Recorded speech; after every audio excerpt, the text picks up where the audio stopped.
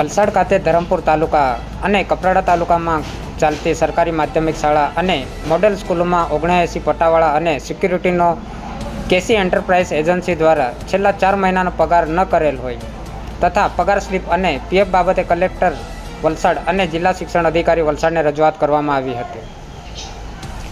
Contractor સિસ્ટમના લીધે આજે હજારો કર્મચારીઓનું શોષણ થઈ રહ્યું છે, જેમાં સરકારી માધ્યમિક શાળા, આરએમસીએ અને મોડેલ સ્કૂલો, કરાર આધારિત શાળાઓના 79 જેટલા પટ્ટાવાળો અને ચોકીદારોનો પગાર 10,200 હોય, જે છેલ્લા 4 મહિનાથી કેસી એન્ટરપ્રાઇઝ એજન્સી દ્વારા પગાર કરવામાં આવ્યો નથી।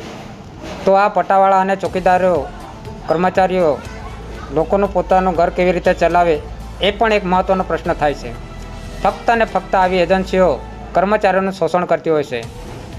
કલ્પેશ પટેલના જણાવ્યા મુજબ જો તાત્કાલિક નિરાકરણ ના આવ્યું તો આ તમામ કર્મચારીઓ સાથે આગામી દિવસોમાં ધરણા પ્રદર્શન કરવામાં આવશે। જય આદિવાસી જોહર।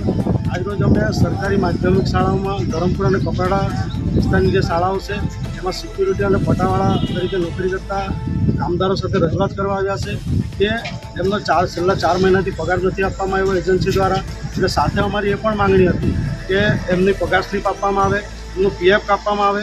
મને લાગી રહ્યું છે કે ક્યાંક ને ક્યાંક આ એજન્સીઓને આપી દેવાના બહાને અમારા આ સિક્યુરિટી ભાઈઓનું શોષણ કરવામાં આવ્યું છે। દરેક જગ્યાએ કોન્ટ્રાક્ટ થતા હોય એના લીધે કર્મચારીઓનું શોષણ થાય છે। જો તમારી માંગણી સંતોષવામાં ન આવે તો આગામી શું પગલાં રહેશે? અમે ટૂંક જ સમયમાં 80 જણા જેટલા છે આ પટ્ટાવાળા અને સિક્યુરિટી એમની સાથે મિટિંગ કરીશું અને આગામી દિવસનો કાર્યક્રમ